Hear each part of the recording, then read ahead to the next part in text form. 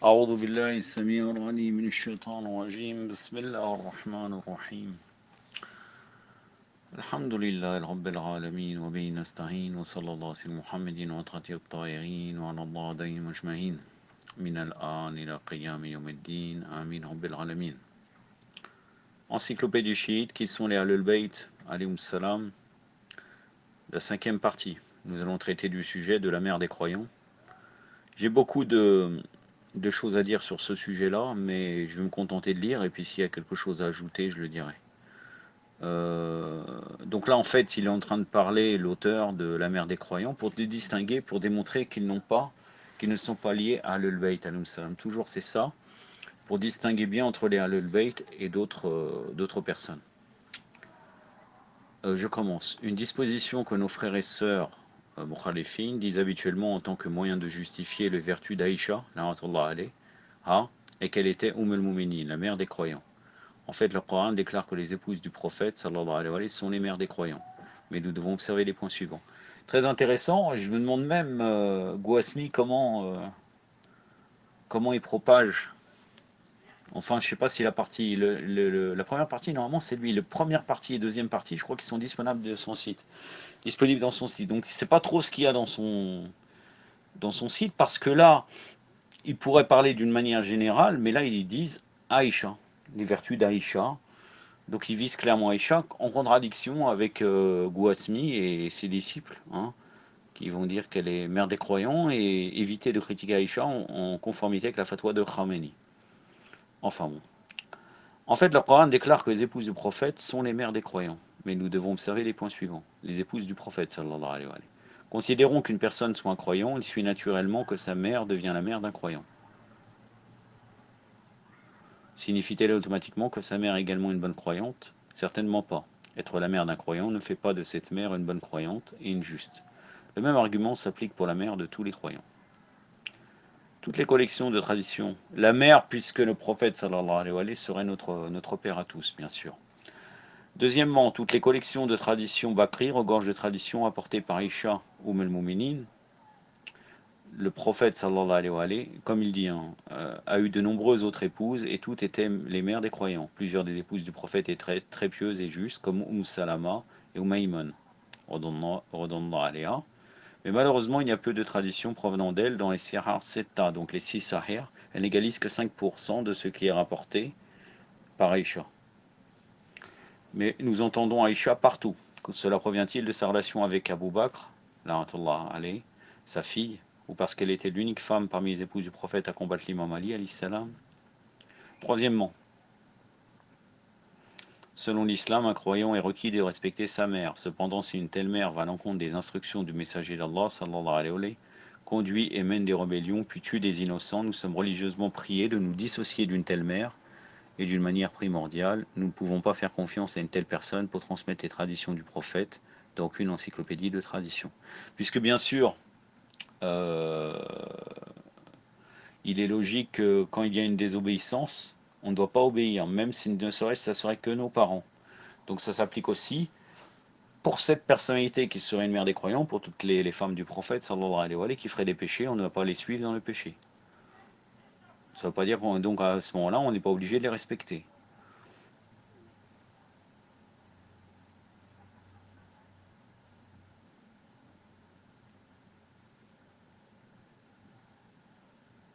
Quatrièmement, en effet, il y a une bonne raison pour laquelle Allah subhanahu wa ta'ala a donné le titre de mère des croyants. Allah a donné ce titre afin d'empêcher les musulmans de les épouser après la cession du prophète, sallallahu alayhi wa sallam, après le décès du prophète, sallallahu alayhi wa sallam, ou le martyr. Donc en fait, ça c'est très important, et c'est ce que ça veut dire dans le Coran. Quand il dit ces épouses sont leurs mères, sont vos mères, je crois que c'est dans Surat al-Ahzab, si je ne me trompe pas, dans Surat les coalisés. Ça veut dire uniquement qu'on ne peut pas épouser, que personne ne peut épouser euh, ces femmes du prophète après le décès du prophète, sallallahu alayhi wa sallam. C'est pour cela que il faut savoir que quand Talha a fait zina avec Aïcha, pourquoi on dit qu'il a fait zina? Parce qu'il n'avait pas le droit d'épouser Aïcha, qui était l'ancienne femme du prophète, sallallahu alayhi wa sallam. Mais il a fait un mariage légal extérieurement, mais c'était du zina car c'était illicite d'épouser une ancienne femme du prophète, sallallahu alayhi wa sallam. Car leurs statuts sont restés femmes du prophète. Pouvons-nous épouser notre propre mère? Si Allah ne leur a pas donné ce titre, quelques personnes influentes les auraient mariés et probablement auraient mis au monde des fils qui auraient pu commander la communauté aux dépens des Ahlul Bayt, alayhim salam. Pire, ils auraient pu s'autoproclamer fils du prophète pour s'accaparer l'héritage de la prophétie, ainsi que d'autres conséquences dangereuses. En tant que tel, Allah leur a donné ce titre, la mère des croyants, pour empêcher de tels mariages. C'est très fin et je vous avoue que j'ai jamais pensé à cela, mais c'est logique. Sinon, il serait dit, nous, on descend du prophète et on a le droit, on a des droits. S'il y aurait eu des enfants issus d'un mariage avec une des femmes, des anciennes femmes du prophète, sallallahu alayhi wa sallam. Il est bien connu parmi les musulmans que la meilleure épouse du prophète, sallallahu alayhi wa sallam, était Khadija, alayhi salam. Elle était la première femme à embrasser l'islam et à dépenser toute sa richesse pour la cause d'Allah. Le prophète n'a jamais épousé une autre femme dès lors que Khadija, alayhi salam, était vivante. Le messager d'Allah sallallahu alayhi wa sallam a donné le nom des meilleures femmes du monde dans l'ordre chronologique, et on ne devrait pas être surpris que le nom d'Aïcha soit absent. Donc les meilleures femmes du monde, ce ne sont pas, il n'y a pas Aïcha à l'intérieur. Le messager d'Allah sallallahu alayhi wa sallam a dit, les plus excellentes des femmes de tout le monde qu'Allah a choisi au-dessus de toutes les femmes sont Assia, l'épouse du pharaon, Marie, la fille d'Imran, Khadija, la fille de Khuwaylid, et Fatima, alayhi salam, la fille de Mohammed.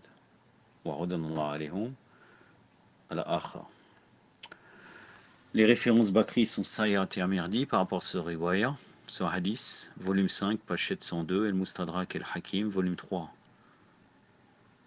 page 157, qui dit cette tradition est authentique basée sur les critères des deux Cheikh, al-Bukhari et Muslim.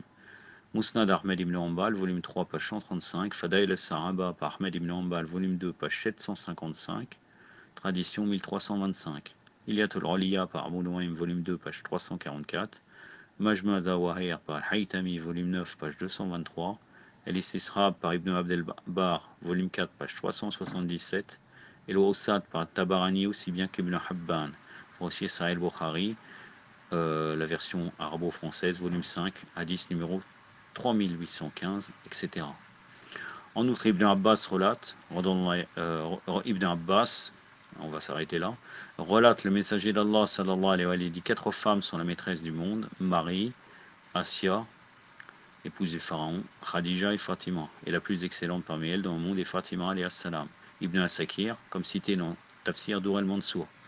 D'ailleurs, après le décès de Khadija, lorsque le prophète sallallahu alayhi wa sallam se marie avec Aïcha et avec d'autres, il a explicitement préféré certaines d'entre elles meilleures qu'Aïcha.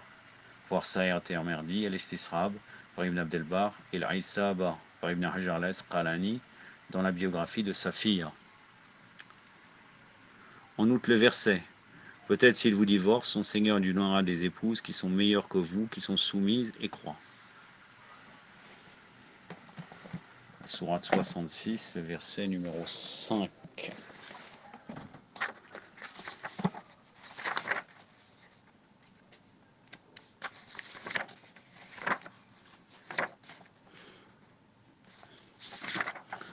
C'est la sourate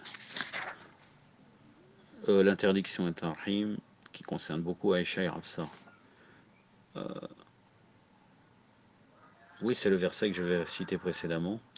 A'udhu billahi samir al-alim minash shaitanir rajim. Hassa rabbuhu in talaqawhunna wa yubtilu وزانا خيرا منكما مسلمة مؤمنة قنيعة تحبة حبيدة سحيرة تهبة وأبقار. Donc je vous ai cité en entier, là sinon ça s'est arrêté dans ce que je lis qui sont soumises et croient. Donc là qui veulent mieux que vous, des musulmanes croyantes, dévouées, repentantes, adoratrices, jeûneuses, qu'elles aient été mariées auparavant, qu'elles soient vierges. Cela indique clairement qu'il y avait des femmes parmi les musulmanes qui étaient bien mieux que Aïcha. Sa jalousie entacha son cœur et son esprit, elle perdait elle-même son sang-froid et en présence du messager d'Allah, sallallahu alayhi wa sallam, elle agissait sans respect ou sans modestie. À une autre occasion, Aïcha a répondu avec insolence au prophète sallallahu alayhi wa sallam lorsque celui-ci se rappelait de Khadija. Aïcha relate, une fois Hala ibn al-Khuwaylid, la sœur de Khadija, alayhi salam, a demandé la permission de voir le prophète. Sur ce, le prophète s'est rappelé la manière qu'employa Khadija de demander la permission, et cela l'a rendu triste. Il a dit, oh Allah, fait que ce soit Hala. Ainsi, je suis devenue jalouse et dit qu'as-tu toujours à évoquer le souvenir d'une vieille Koréchite complètement édentée et morte il y a longtemps. Regardez comment elle veut faire mal au prophète sallallahu alayhi wa sallam en évoquant Khadija, alors tout en sachant que elle sait très bien cette maudite que le prophète sallallahu alayhi wa sallam aimait Aïcha. Allah t'a donné, et bien sûr le fait que le prophète sallallahu alayhi wa sallam aime Aïcha, non, aime quelqu'un, c'est forcément qu'Allah azza wa jalla aime cette personne. Il y a longtemps, Allah t'a donné quelqu'un mieux qu'elle. Le prophète sallallahu alayhi wa sallam est devenu très fâché contre ceci jusqu'à ce que ce cheveu se redresse. Sahih al-Bukhari, version arabo-française, volume 5, numéro 3821, également rapporté dans Al-Muslim. La partie fut supprimée dans la version française de Sahih al-Bukhari, mais se trouve dans la version arabe. D'ailleurs, le Bukhari a relaté qu'Aïcha a admis, Aïcha relate, je n'ai jamais été jalouse d'aucune des épouses du prophète comme je l'ai été de Khadija alayhi salam. Cependant, je n'ai jamais vu. Mais le prophète parlait souvent d'elle, et toutes les fois qu'il a abattu un mouton, il coupait ses pièces et les envoyait aux amis de Khadija. Je lui disais, vous traitez Khadija d'une telle manière, comme s'il n'y avait aucune femme sur terre excepté Khadija. Il répondait, Khadija était telle et telle, et de elle j'ai eu des enfants. Sahih al-Bukhari, version arabo-française, volume 5, numéro 3818. Khadija était la première croyante à qui Jibril a donné des salutations et a reçu des nouvelles du paradis.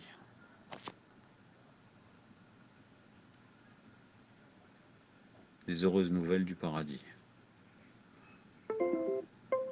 Abu Huraira relate, le prophète sallallahu alayhi wa sallam rapporte que Jibril a dit, voici Khadija venant à toi avec un plat de nourriture ou une gourde contenant quelque chose à boire. Donnez à elle une salutation de son Seigneur Allah et donnez-lui les heureuses nouvelles qu'elle aura un pain à lait dans le paradis de Qassab où il n'y aura ni bruit ni fatigue, c'est-à-dire ennui.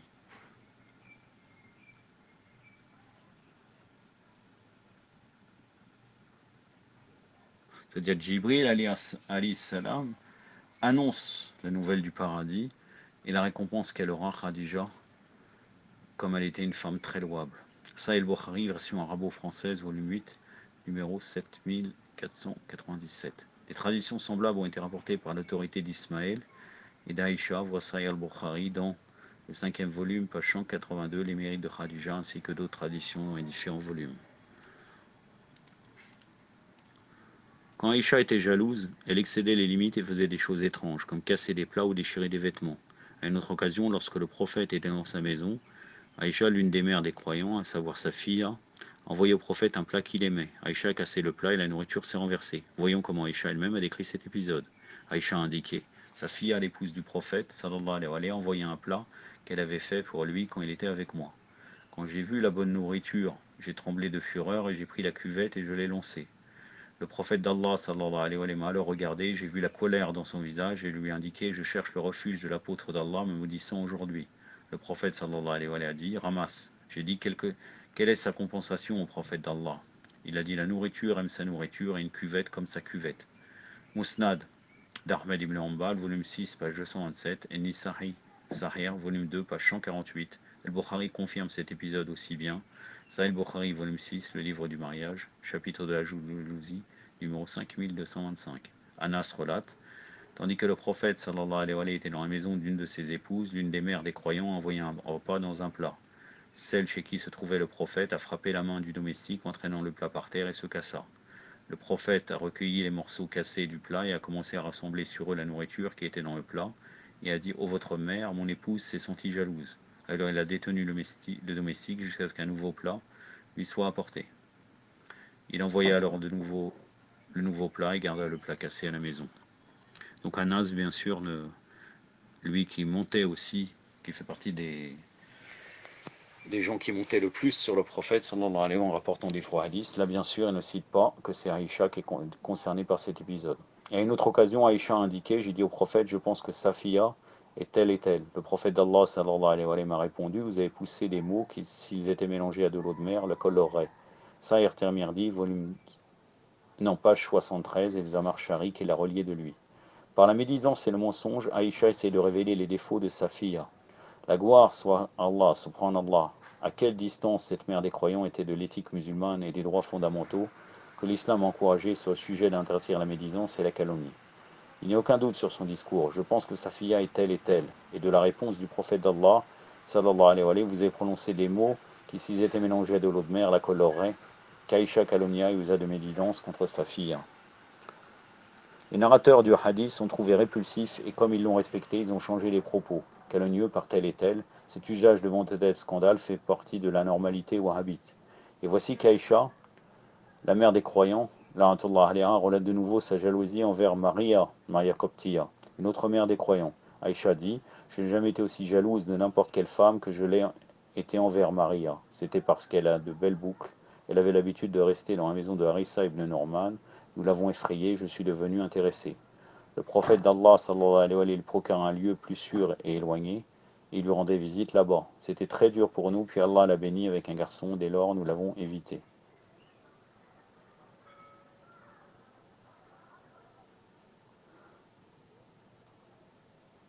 Donc elle était tellement jalouse que Maria, redonnant alayha, était obligée de quitter.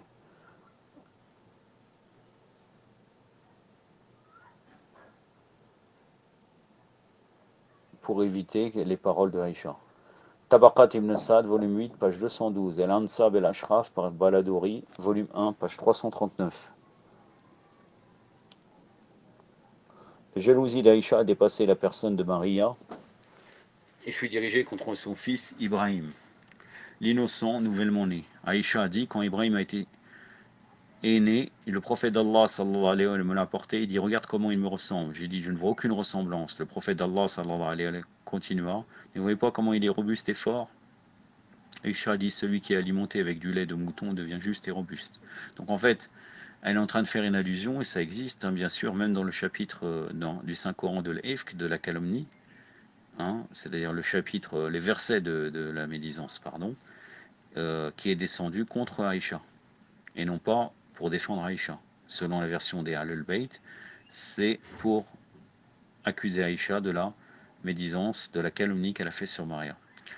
Tabaqat ibn Sa'd, volume 1, page 37, également Al-Ashraf et l'Ansab par Baladouri. Aïcha était très partielle et sujette aux émotions et motifs égoïstes. Quand certaines accusaient avec malveillance Maria, l'épouse du prophète, Aïcha soutenait l'accusateur et essayait de confirmer ce mensonge. Mais Allah, le Tout-Puissant et Glorieux, l'a franchie du blâme et innocenta de l'injustice par le commandant des croyants, l'imam Ali alayhi salam.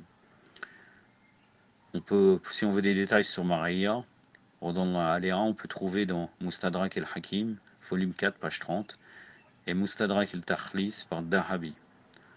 Quand elle était surmontée par le soupçon et l'insinuation diabolique, sa jalousie dépassait les frontières et l'expression de son langage, l'amenant à suspecter le prophète d'Allah sallallahu alayhi wa sallam. Souvent, elle avait l'habitude de simuler le sommeil lorsque le prophète passait la nuit à sa maison, alors qu'elle espionnait et la suivait dans l'obscurité. Voici un rapport de ses propres mots qui a été rejeté par Muslim dans son Sahih et Ahmed ibn Hanbal dans son Musnad et notre savant Bakri. Aïcha a indiqué, l'une de ces nuits, quand c'était mon tour pour que le messager d'Allah passe la nuit avec moi, il s'est mis sur le côté du lit, a ôté ses habits et ses chaussures en déployant le premier sur le bord, en se déployant le premier sur le bord du matelas. Dès qu'il a pensé que je dormais, il a doucement mis son manteau et ses chaussures lentement. Il a ouvert la porte et est sorti en fermant la porte légèrement. J'ai couvert ma tête, mis mon voile et m'enveloppa de mon habit. Je me suis mis en route derrière lui jusqu'à ce qu'il ait atteint le cimetière d'El-Baqir. Il s'est tenu là-bas pendant longtemps et alors il a soulevé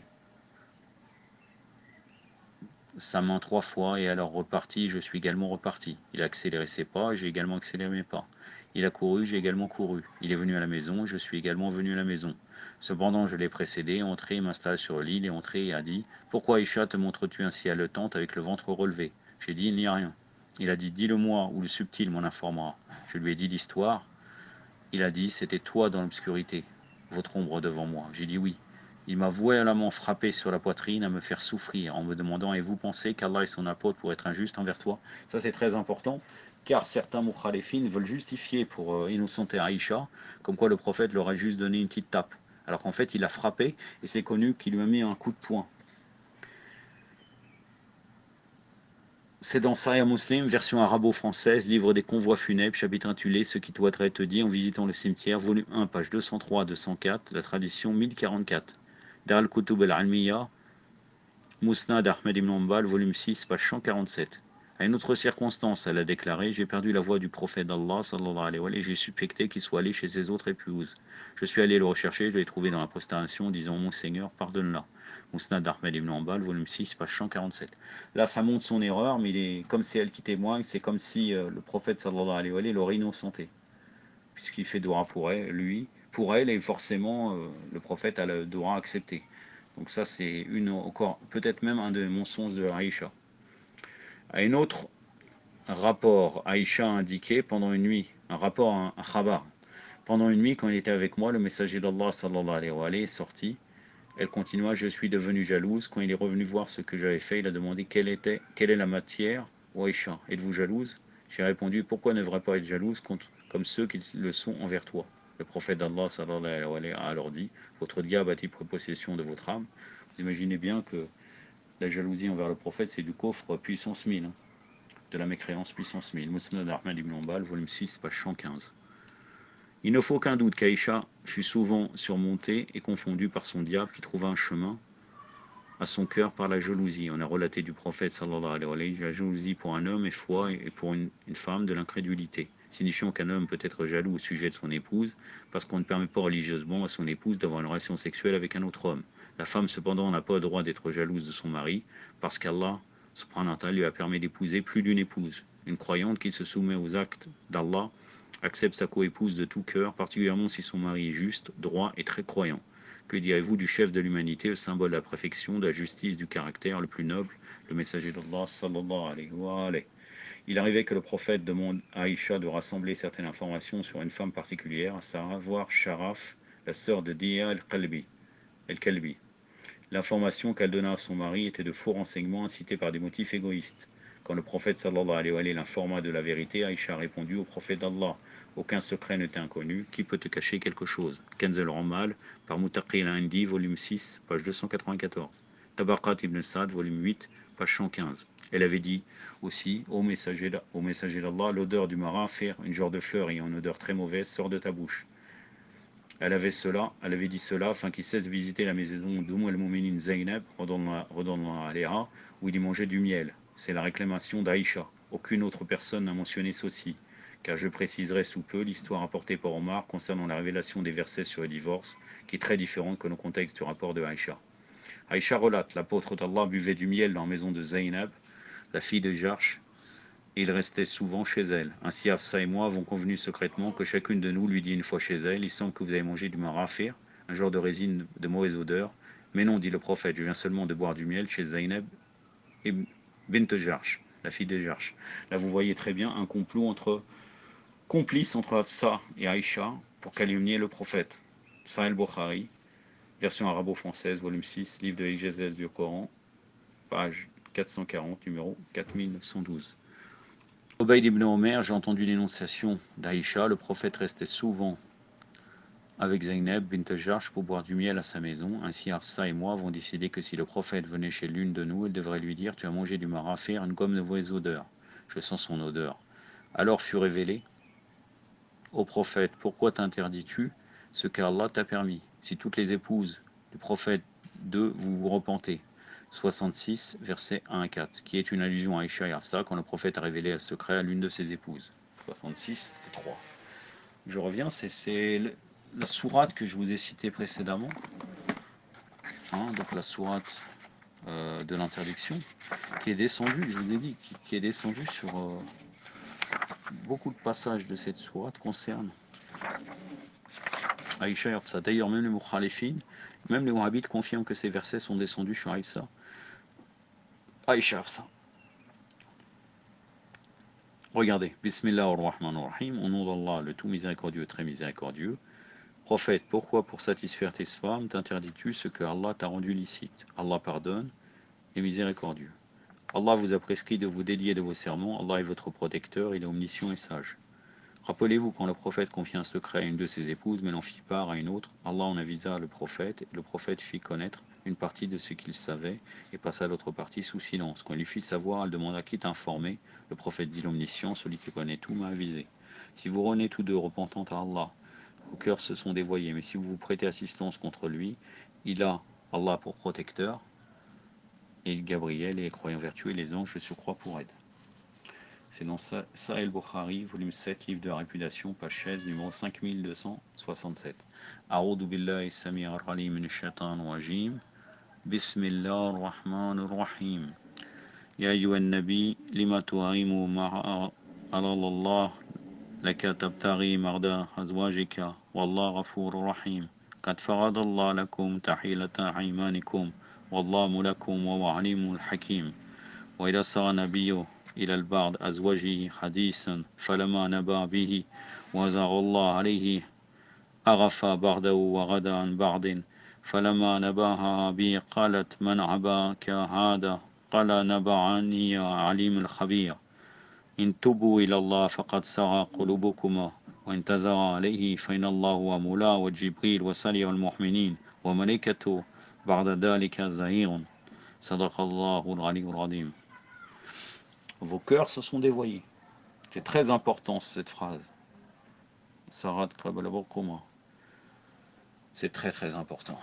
Dans le Sahih Bukhari, volume 8, livre des subterfuges, page 328, numéro 6972, il y a également une tradition semblable aux autres ci-dessus et qui est transmise par Aïcha elle-même. Aucune autre personne n'a relaté l'histoire du miel en liaison avec les versets du divorce. Veuillez voir également l'article précédent où nous avons mentionné du Sahih Bukhari, livre d'exégèse du Coran, au chapitre En vue de satisfaire certaines de tes épouses, 66, 1 et 2, et le prophète ayant confié un secret à l'une de ses épouses, 66, 3. Page 440 à 444, numéro 4913 et 4914. C'était dans l'épisode précédent que j'avais cité avant, c'était sur Aïcha Hafsa. Dans ces traditions qui sont des discussions entre Ibn Abbas et Omar, le prophète sallallahu alayhi wa sallam n'est pas entré dans les appartements d'Aïcha et de Hafsa pour un mois complet, comme punition pour leur action agressive. Vu la personnalité compatissante et douce du prophète, une telle punition et la menace d'un divorce seulement pour énonciation, vous sentez le marafir, ne semble pas raisonnable. Le Coran confirme les critiques contre Aïcha et Hafsa, indiquant un secret. C'est ce que je vous ai cité précédemment. Quand le prophète a révélé une question confidentielle à l'une de ses épouses, en l'occurrence c'était Hafsa, il a alors divulgué à Aïcha et qu'Allah subhanahu wa ta'ala lui fit connaître une partie et a caché une autre partie. Alors quand le prophète sallallahu alayhi wa sallam en parla, Aïcha, elle a demandé qui t'a dit ceci. Il lui a répondu celui qui sait, celui qui est informé de toute chose me l'a dit. Il semble que le rapport d'Omar est plus précis. Omar mentionne le prophète s'est séparé de ses épouses pendant 29 jours à cause de l'histoire que Hafsa avait révélée à Aïcha.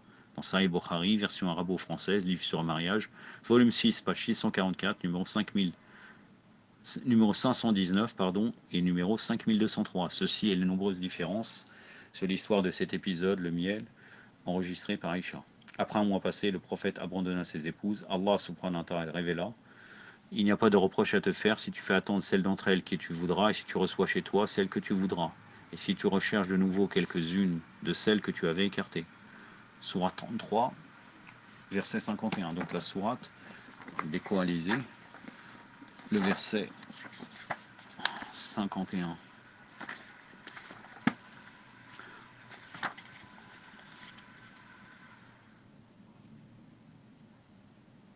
C'est jusqu'au milieu du verset. أعوذ بالله السميع العليم من الشيطان الرجيم ترجي من تشاء منهما وتوي إليك من تشاء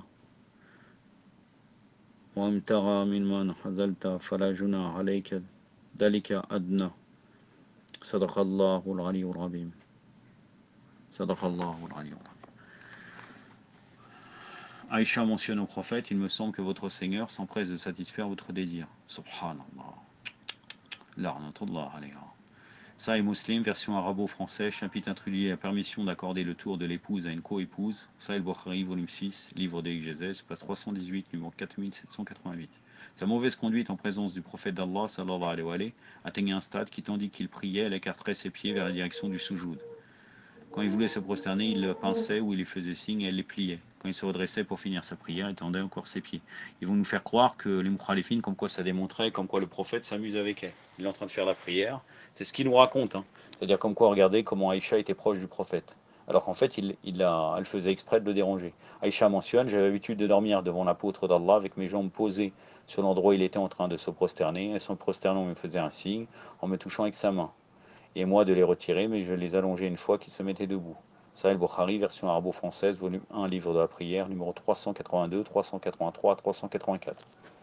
Elle se disputait avec le prophète en présence de son père jusqu'à oublier l'identité exceptionnelle de son mari et le soma d'être juste. Un jour, en présence de son père, elle a commencé une querelle avec le prophète et lui a dit « Sois juste ». Son père l'a punie pour l'impudence en lui donnant une puissante claque sur son visage, de sorte qu'elle saigna à profusion et que le sang coula sur ses vêtements.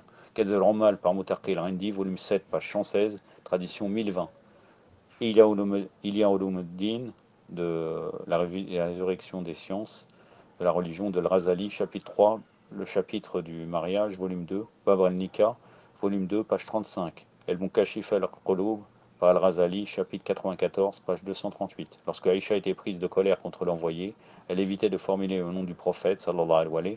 Elle ne mentionnerait pas le nom de Mohammed, mais plutôt utilisé par le Seigneur d'Ibrahim alayhi salam. Sahih Bukhari, version arabo-française, volume 7, livre de l'éthique, page 460, numéro 6078. Alors qu'elle était héritée contre le messager d'Allah, elle se permettait « C'est toi qui prétends être un prophète d'Allah ». Il est Ulumuddin de Al-Razali, chapitre 3, volume 2, page 29. Le livre sur les mérites du mariage, Mukashifat al-Qulub, par Al-Razali, chapitre 94. Subhanallah.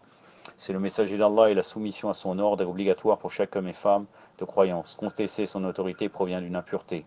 Celle qui agit de la sorte ne peut pas être considérée comme pure et juste. Émettre des doutes sur la prophétie de Mohammed sallallahu alayhi wa sallam est un grave péché. Donc ça prouve encore une fois qu'à travers le verset Surah 33, verset 33, c'est l'objectif. Donc sur qui sont les Ahlul Bayt. Elles n'ont rien à voir, les mères des croyants n'ont rien à voir avec Ahlul Bayt, et en particulier Aïcha et Hafsa, l'arnatullah alayha. L'arnatullah alayhuna.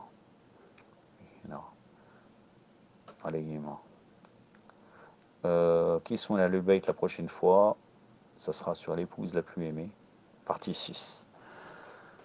Sixième partie. Yaktafi bad al-qadr. Wa sallallahu alayhi wa sallam Muhammadin wa atrati wa ta'irin. Wa salamu alaykum wa rahmatullahi.